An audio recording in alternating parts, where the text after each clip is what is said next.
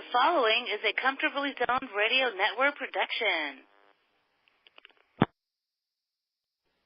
We are back. New York Yankee baseball, past, present, and future.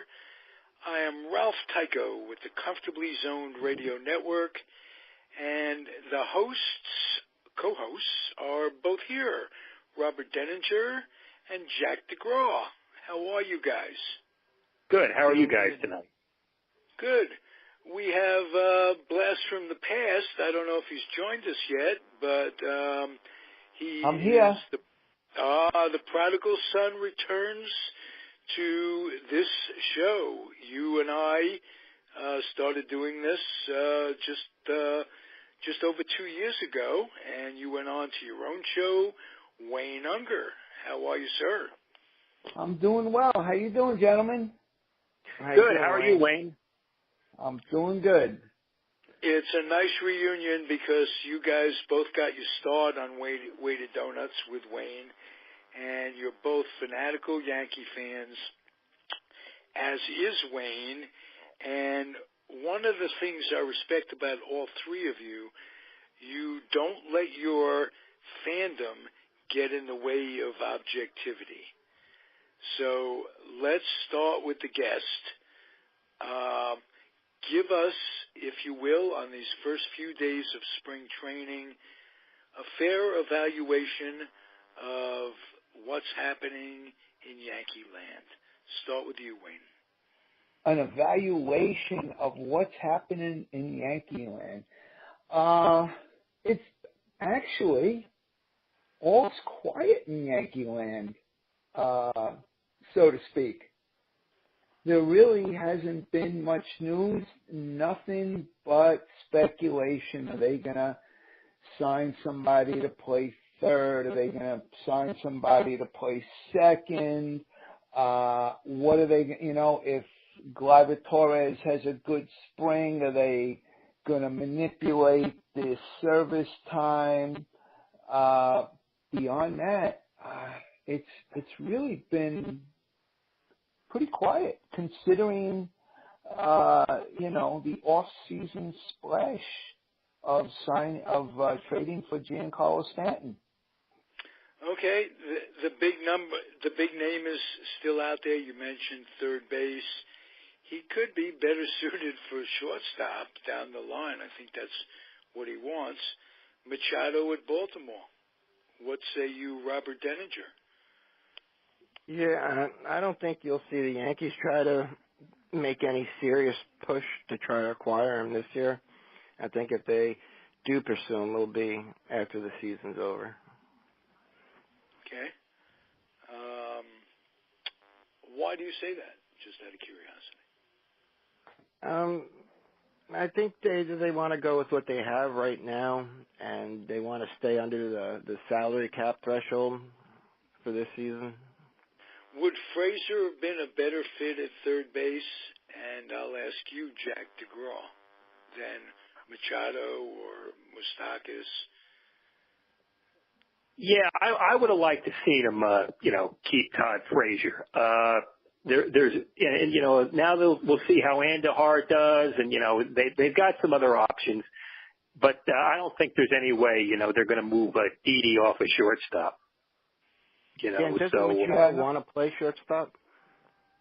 Yeah, you know what? Machado has been very adamant that he wants to play shortstop going forward in the rest of his career.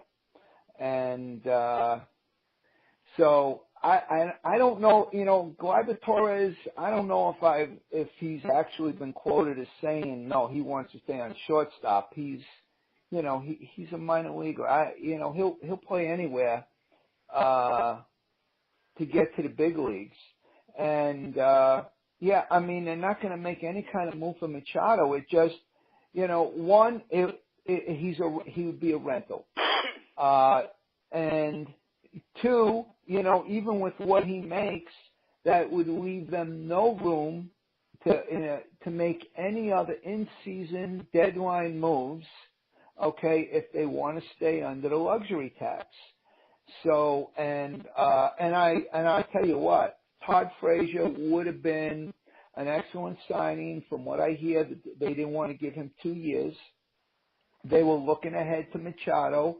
I think that's going to come back to bite them in the ass. So not majorly, but I think that's going to come back to bite them in the ass a little bit, because Todd Frazier can play third. He can play a little bit of second. He can play first, and he can play left field. They don't have a so-called dedicated, designated hitter.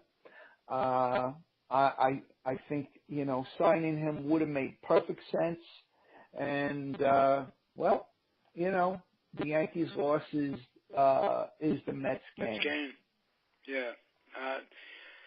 I can't say I'm unhappy being a Mets fan, guys. But I'm just glad to hear that you think good things of him. Oh, without a doubt. And, I know this is a Yankee show, but I'll tell you something. The Mets have quietly made some excellent, practical off-season moves. They added Jay Bruce. Is genius, really. Well, no, let's not get crazy, Ralph. Let's not get crazy. He's not a genius. Okay. Well, I don't know. He built okay. the but you know what? Listen, listen. He was the recipient of the market, of what the market was this year. That's like saying that Bill Clinton was a genius for eliminating the deficit. He was the beneficiary. That man was a cigar aficionado.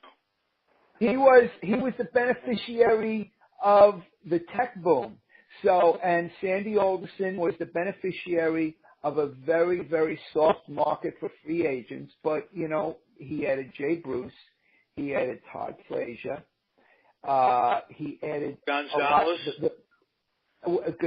Gonzalez, that's a gamble that we don't know. I won't, it made sense, but I won't look at it yet as like, wow, that was a great move. I mean, it was a chance worth taking. I mean, it cost them nothing based on perspective. But you know what? They also, what goes, a move that goes unnoticed is that they signed Anthony Swarzak.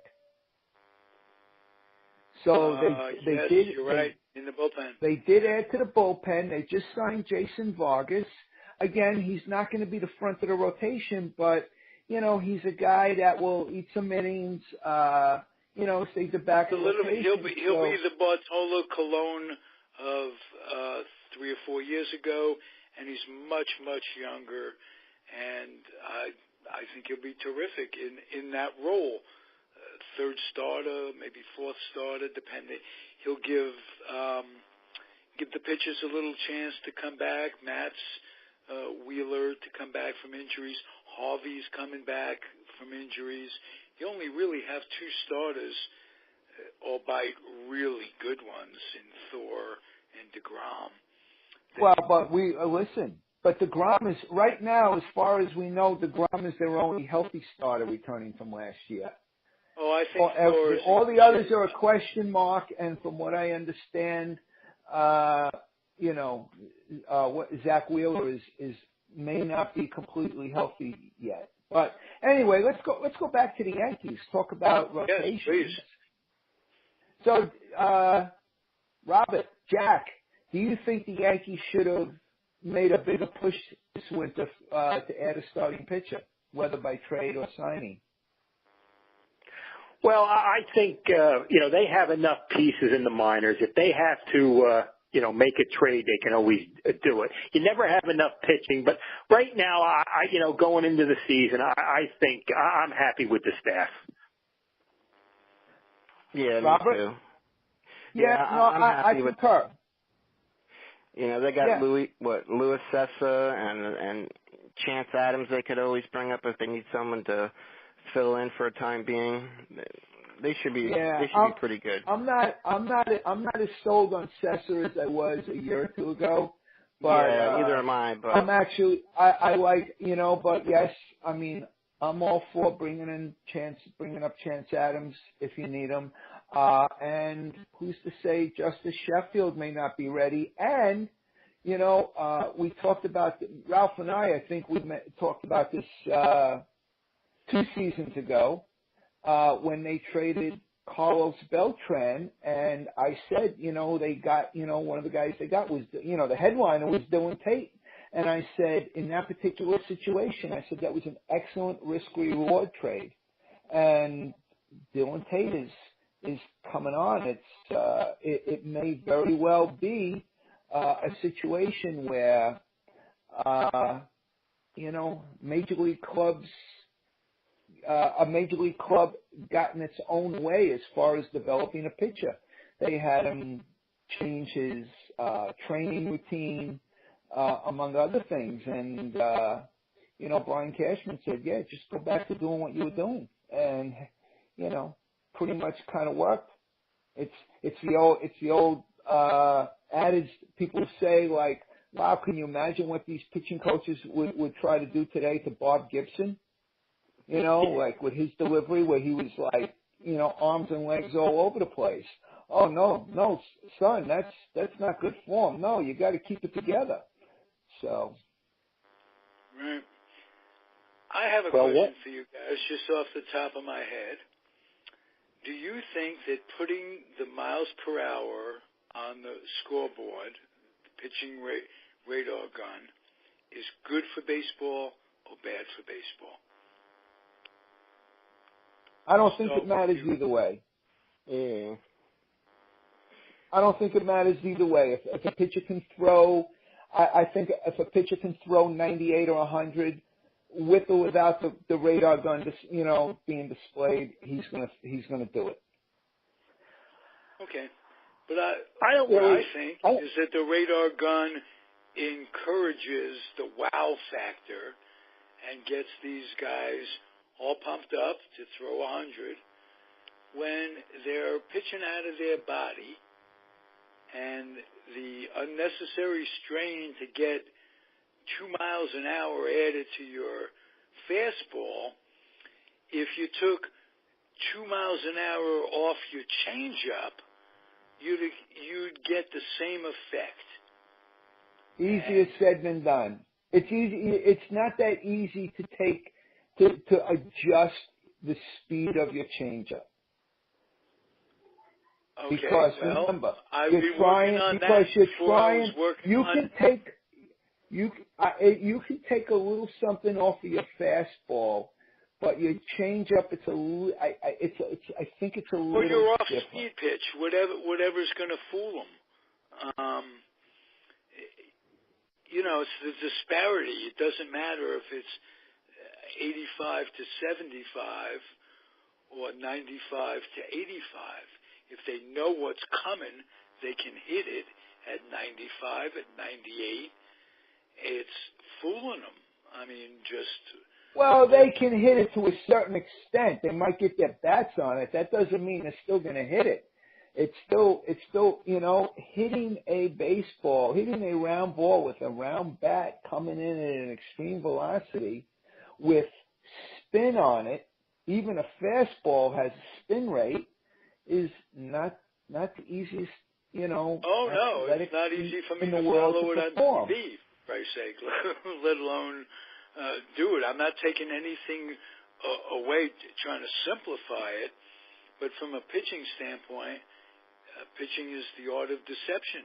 Not, It is the art of deception, yes and no. I mean, but it's also a matter of, and the deception or and part of that deception is like, well, you can't see, you can't pick up the ball, part of that deception is when it leaves my hand, if it's coming that fast, you know what, you can't pick it up if it's coming in, as well as another ball. I mean, there's all types of deception involved. But I understand what you're getting at, because I'll tell you what, we were at Yankee Stadium, me and Wyatt, about 2-3 years ago. The Yankees were playing the White Sox. Chris Sale was pitching a hell of a game. 6th to 7th inning, put some guys on base, and right away, just watching the radar gun, it just went up like a mile an hour, and he kept missing the plate. Okay, he was overthrowing, kept missing the plate. The Yankees eventually tied the game, went ahead. The White Sox eventually tied the game, but Brian McCann eventually hit a walk-off home run. But nonetheless, you can see right then and there that like just 1 mile an hour difference. Okay, just 1 mile an hour. You could tell he was overthrowing and missing the plate. Well, that's a great point, Wayne. An excellent point. But I was thinking more in terms of preventing injuries. What that extra mile an hour that you're trying to get, you could be extending yourself. The old expression in sports, stay within yourself. Well, you know what? Anyone that, these, if you can throw 98 miles an hour and you hurt your arm, okay, guess what? The team is going to pay for your surgery, they're going to pay for your rehab, and they're going to wait for you to come back and you're going to get paid. And then you're going to have a shot to get paid even more if you recover properly. So no, they're just not going to think like that. Well, you know what? The one thing you're forgetting, and all fans forget, well, he'll be back. Just a little rehab. Just a little rehab. First of all, incredible pain, especially at the beginning.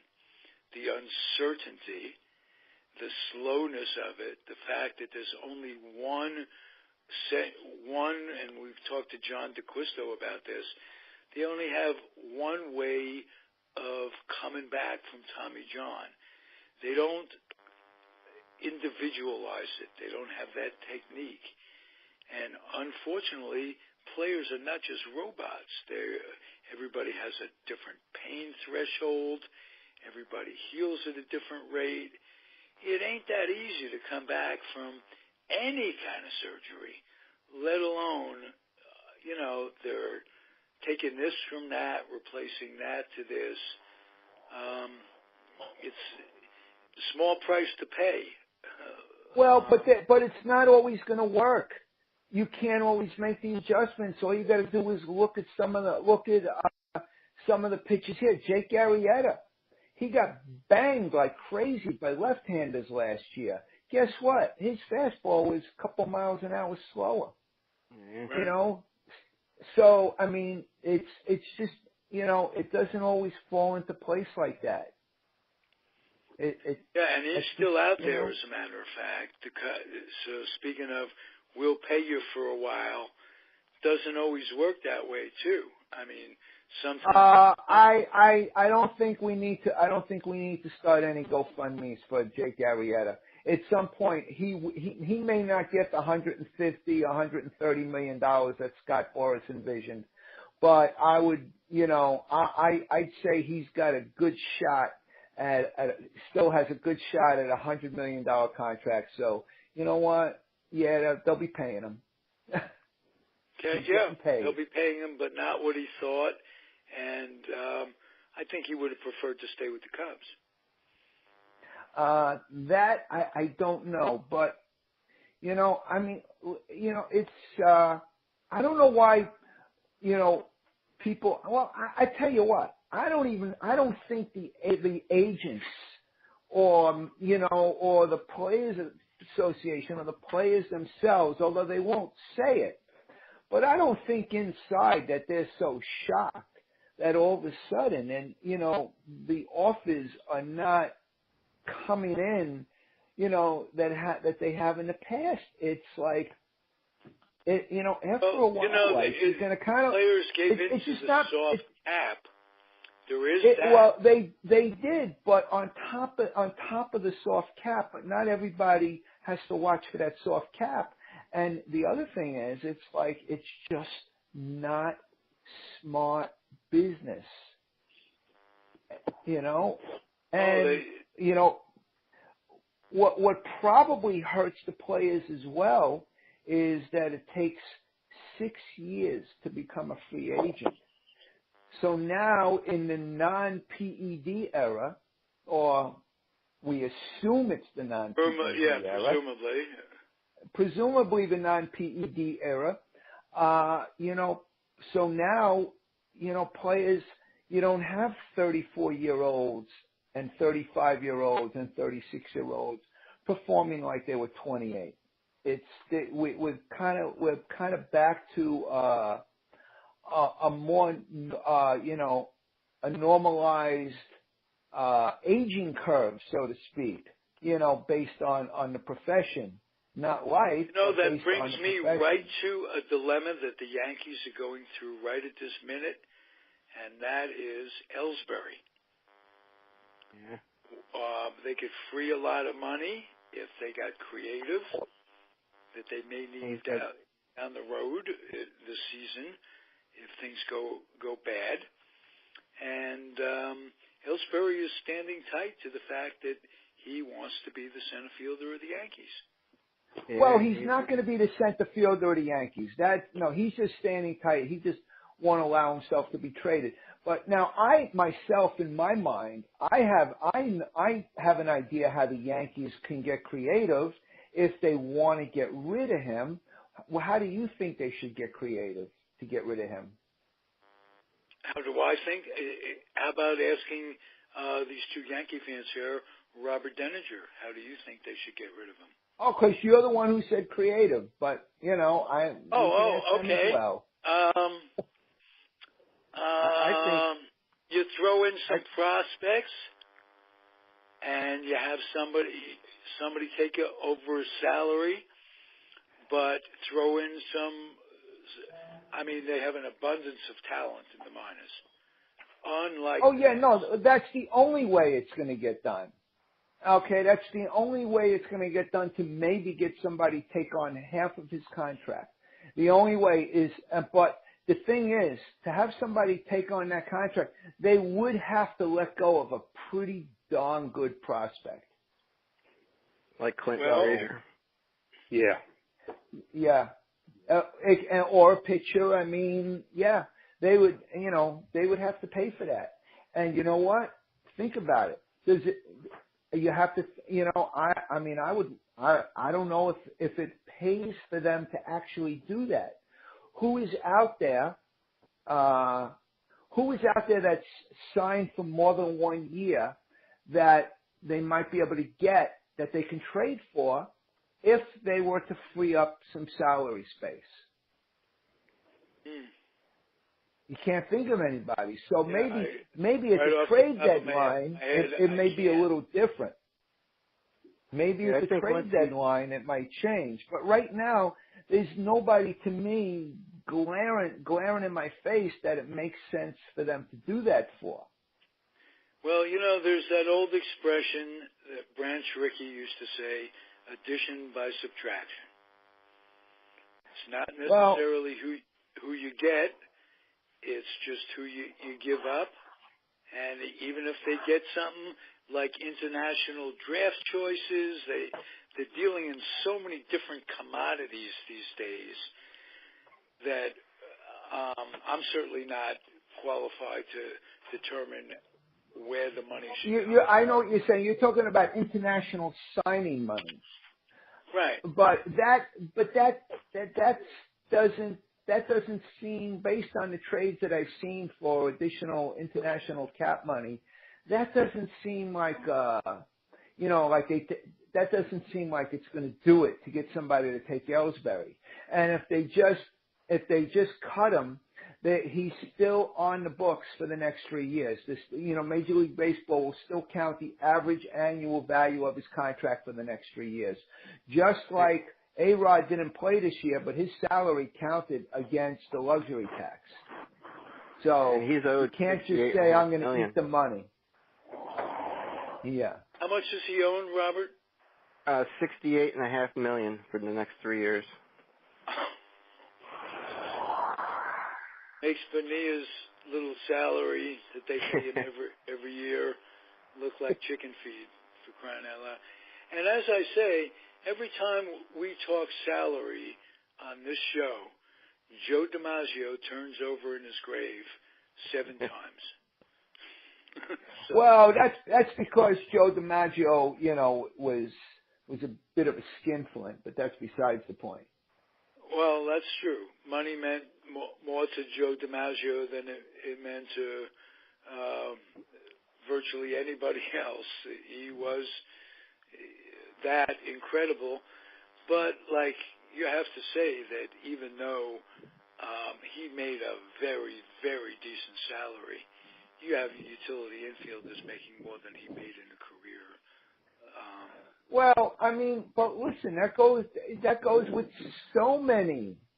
It isn't just inflation. It's crazy. Yeah, it's these guys live. Owners, what they're making too, the TV money, and who's paying for it?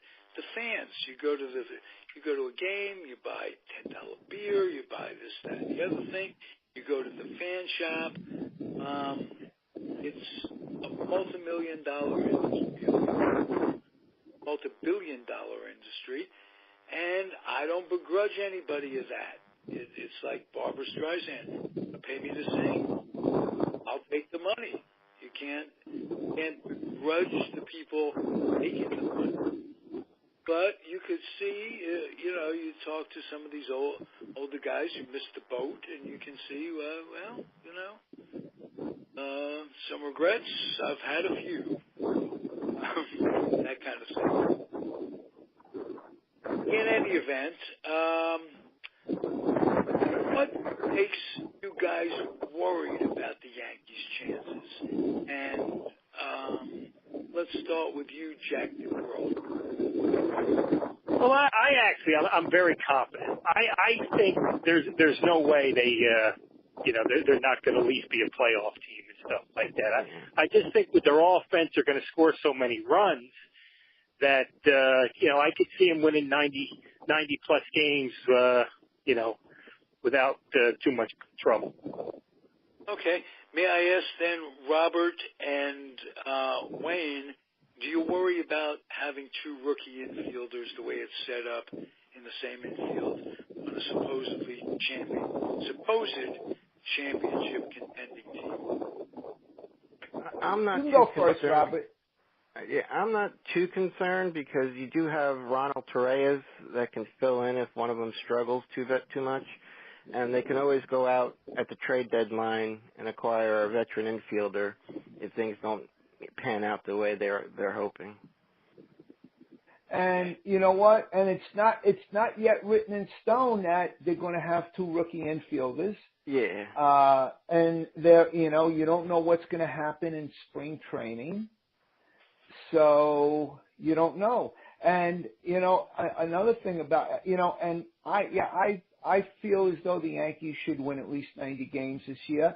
And it's funny, while everybody's going to have their eyes on Judge and Stanton, I wouldn't be shocked, providing he's healthy, providing Greg Bird is healthy, I wouldn't be shocked if the combination of Gary Sanchez and Greg Bird exceed the offensive numbers of the combination of Aaron Judge and Giancarlo Stanton. Just, these two guys are like, they're taking the heat off of the whole team. But Sanchez might be the best offensive player on that team. And from what we started to see when he's got some playing time and showing what he could do healthy, Greg Bird, if he stays healthy, everybody's going to be like, wow. Yeah. Just my He's got, I think, 20 home runs and 304 career at-bats. And he was considered the Yankees' best hitting prospect in 2015 ahead of Gary Sanchez. Injuries have kind of stalled his career a little bit. Same with Hicks. We don't know how many games you're going to get out of Hicks in center. You may end up being happy you kept Ellsbury if they end up keeping him. Well, let's not forget you still have Brett Gardner as well. Yeah. Pretty much left fielder, right? He's not a center fielder. He can play. He can play. No, but Brett Gardner is a very competent center fielder. Okay. He actually you in Yankee Stadium, you might actually be covering more ground as an outfielder in left than you do in center. And I don't think Ellsbury is even an average center fielder anymore, and his arm is certainly, you know, I don't know if it's poor, but if it, you know, it's just fair. He doesn't have much of an arm anymore, and he's certainly not, you know, not the defense. He was never a whiz, but he's certainly not, you know, not the defensive player he was years ago either. Well, he's still pretty fast, though. He's fast, but, you know, you got to run the routes, and you got to catch the ball, you got to play the ball, you got to read the ball. Yeah. And I've seen him make a lot. I've just seen him make a lot of mistakes in the past couple of years that I never used to see from him. Yeah, some guys get old early, when they're still young. And as Yogi used to say about left field, it gets late early at Yankee Stadium. So those shadows out there ate up a lot of guys. When I was a kid, it was Norm Seaburn who got eaten up in the World Series once or twice. Yeah, but you know what? How many day games do they play in these days? That's true. That's very true. And how many doubleheaders do they play? I'm you guys also remember going to doubleheaders at all? Oh yes, absolutely. We would go. There was almost every Sunday was a doubleheader, and every once in a while you would have a twilight doubleheader on Fridays. Oh yes, I do remember those. That's something you don't ever hear. You hear day-night doubleheaders, which to make up games. Yes, exactly. Yeah. But those were the days you'd want to stay at the ballpark. Now everything is hurry up and get it over with. That's the one thing I don't understand. What I always used to enjoy. You go to the ballpark, you lose the only game that there's no clock. That it and the pleasure of that seems to be lost on youth. And young folks today and everywhere, where it's got to be hurry up. But games were 2 hours and 15 minutes then. That's true. Now the average game is over 3 hours. So think about it. If you were to go to a doubleheader, all right, you're going to be. Let's just say in the old days, let's say you had 2 hours and 15 minutes a game. Let's say there's half an hour in between games. So you're there for 5.5 hours. If you had a doubleheader today, you're probably there for 7 hours, maybe more. Yeah. And I'm being conservative on the modern game.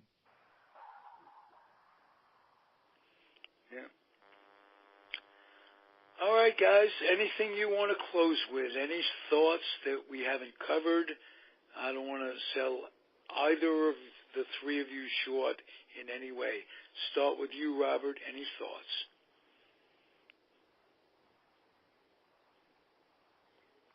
Robert. Anybody out there listening to me? I'm listening to what you said, Robert. Yeah, I'm here. Are you listening, Robert? I'm here, Ralph. All right, Jack, how about it? Well, Ralph, I think Wayne and Robert, look this weekend. We're going to get a chance to see Chance Adams and Justin Sheffield and maybe even Dylan Tate, because they were throwing live batting practice today, or yesterday. So look for them on Friday or Saturday. You know, so that could be something to watch. Excuse my ignorance. Is Justin Sheffield a relation to Dwight Gooden and Gary Sheffield? Yeah, no. He's not related to Gary Sheffield, and it's Justice Sheffield. But no, they're not related. But as long as you didn't mix up the name. But oh no, I hope Jack. But Jack said Justin Sheffield. I hope he doesn't have the same curse on people that you do when you mix. Oh, I know. names. We'll tell that story about the late Gary Shandling and the fantasy sports writer, prognosticator. Ron Chandler. Ron Chandler writes some terrific preseason books about trying to prognosticate who's going to do well in fantasy baseball. And we're talking one day, and I confused the two, and I said Gary Shandling, and it was Ron Chandler. The next day we wake up, the newspaper says Gary Shandling dropped dead that night. So Wayne never lets me forget. I have to, on a weekly basis, call Gary's mother and apologize. She's in Florida, too, in a condominium. And my son, Gary, you killed him. It's your fault, you boy. And Jack, that's why I cringe every time he makes a mistake with a name. I cringe. I go, whoever that person is, they're gonna die. Right. We won't mention the one I came close to when you were on the show the other day, and I know. You were nice enough not to call it. Let's not say any more. And by the way, Jack, our average age around here is deceased, so some people don't take to death quite well. You guys are the young blood and of the show, and believe me, you're not. Neither of you are spring chickens. No. and by the way, Jack, yep. I will be in Tampa. I'll be at the game on March 12th. Well, I'll see you there because I got tickets for almost all the games and stuff. And being from up north, I have ways of getting in because you guys are up north too, so you know what I mean. Okay. Well, we purchased our tickets. I purchased 2 tickets from from my oldest son and I, and you know what? They weren't cheap either, if I remember. See, Jack, he gets in without having to go through the metal detector. So he buys tickets. It's a whole different. He's from up north too, so everybody from up north doesn't have clandestine ways of getting in. Any secrets you want to tell on podcast radio, or how to get into the ballpark? No, we'll keep them off the air. Oh, exactly. I mean, why blow? Why ruin a good thing? I can easily just call Jack after the show and say, okay, Jack, how do I do this? Well, let me give you an idea of how much the tickets were. When I come down here in 2004, the tickets were $13, and that same seat now is $39. Wow. Yep. And let me tell you something.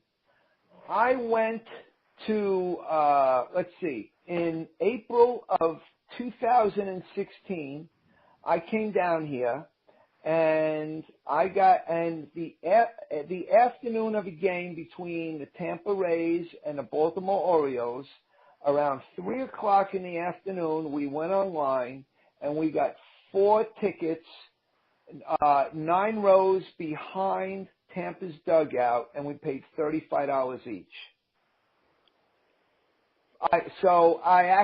When I think about it now, I think I paid $76 for 2 seats for this spring game. But I mean, I wanted to get. I'm pretty sure I went and I got like level 2, level 1. I don't know. I got behind home plate.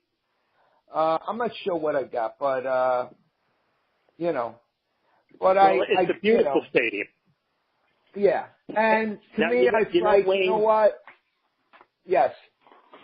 They let you in 3 hours before the game now. So you can actually watch the Yankees take batting practice, because then you can watch them take batting practice, and you can buy $10 sodas. So. Okay. Now, after you watch them take batting practice, do they escort you out? No. I was at a doubleheader in 1996, and after the first game, some lady asked me, "Do we have to leave the stadium and pay again?" Wow.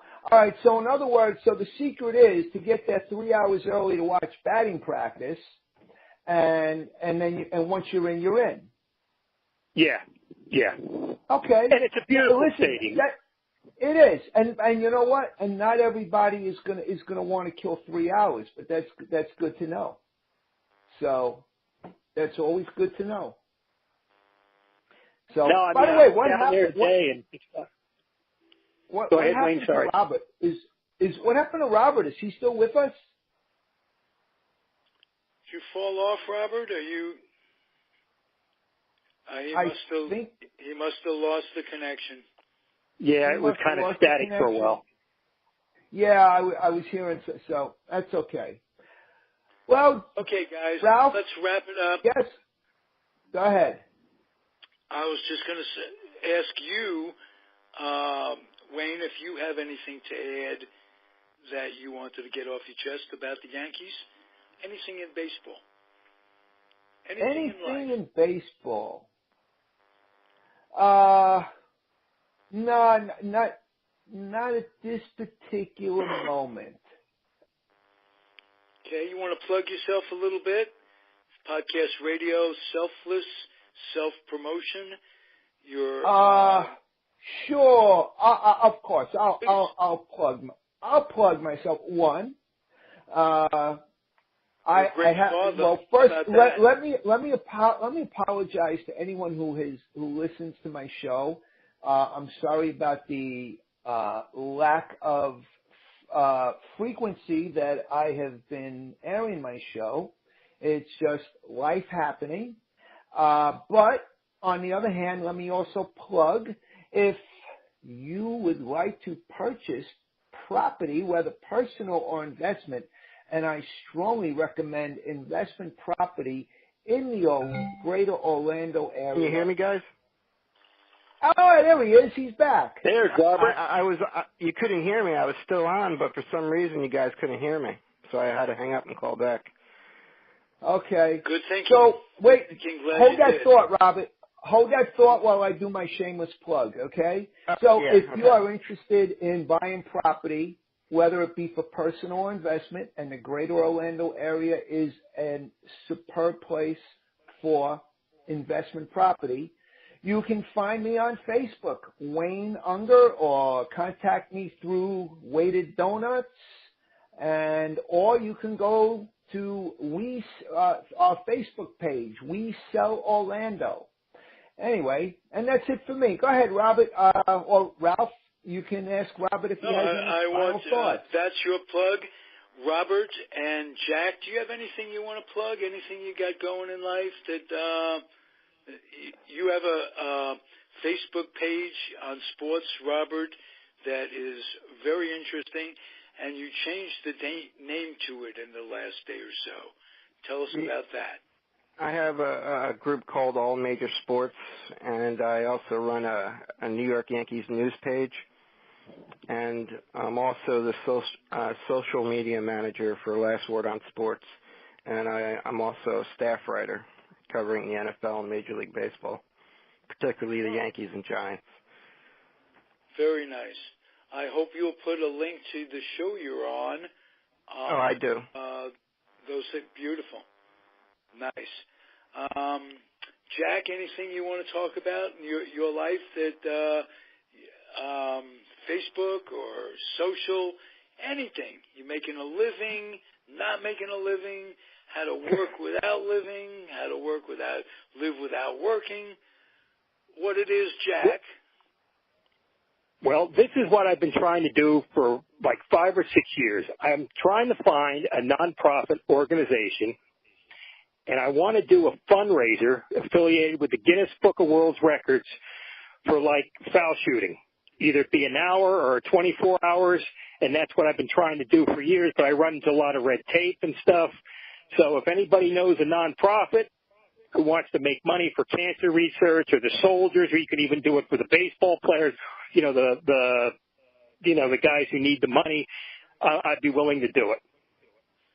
Beautiful. And how could people get in touch with you if they wanted to talk about it? Well, I have a Facebook page, and I got videos on YouTube, basketball videos under my name. So if somebody's looking for to raise money for a worthy cause, I'm willing to do it. But they better do it soon before I get more work for it. Instructor? What's that? You're a free throw instructor, coach? No, I've coached sports my whole life, baseball and basketball and tennis and everything. So I still do that every day and stuff like that. But I've been trying to do something to raise money for a nonprofit, and it would be me doing like the basketball free throws. It would either be an hour or 24 hours. There was a guy who did a 24-hour fundraiser a few years ago in Tampa that raised $50,000. And I've went through, the veterans and everything, and there's too much red tape going on. I just need, somebody to help me out. I'll do it, and I don't want anything for it. I just want to help people. Well, it's very nice. I myself run a pocket pool tournament that we're trying to get started. And I don't know if we could do it for charity or not, but it's my only skill. And so anybody out there interested in that, please don't call. Thank you, guys. This has been fun, as usual. Thank you, Wayne, for dropping by. I hope you'll come by more often. We do this on a weekly basis. So you know where we are, and I'll have to just grudge you into coming back more often. You're an additive. Thank you. I'll always do the best that I can. I'm just running a crazy schedule these days. You are going. Folks that don't know it, it's only been 6 months since Wayne. Am I right about that time frame? No. Since actually, see, time flies. Tomorrow will actually be 7 months. Oh, okay. Well, I thought that was pretty close. But yes, 6-7 months down in Florida, retired from Staten Island, New York, from Coke, and retired. Wait. No, define retired. Well, I'm more equipped to define retarded. Like I'm not retarded. I'm retarded. So I have a hard enough time with that. But retired, to me, is having X number of dollars to have an option of what you want to do for the rest of your life. Yeah. Retired to me means having enough dollars to not have to work. I mean, me. I'm still working. I'm actually, and I'm probably putting in more time now that I came down to Florida, and I said, hey, you know what? I'm going to be an Uber driver, and I thoroughly enjoyed it. I met people, even had somebody in my car who I brought on the show, and it's been nice. And then my oldest son convinced me to go back into doing real estate as well, and so trying to get the real estate going and keeping the money coming in from Uber. So I'm burning the candle at both ends. So I may be working more hours now than I was in New York, but that's okay. Plus you've got kids too to take care of. So that Well, I mean, I have, Wyatt is 12. I mean, my daughter is 20. She works. She's self-sufficient. She doesn't hit me up for money. So, but even still, life, but I'm not complaining. Life is good. I'm loving my life. But I'm certainly not retired. Be retired isn't all that it's cracked up to be. You got to have something. I tell you what, I don't think I want to be retired. Retired to me, because I don't, I like being busy. I didn't want to be this busy, but I like being busy. So it'll balance out. It always does. Thank you, guys. Been a terrific show. New York Yankee baseball, past, present, future. Comfortably Zoned Radio Network. Thank you, everyone, for listening. We'll be back next week. Be well, gentlemen. Have a good night, everybody.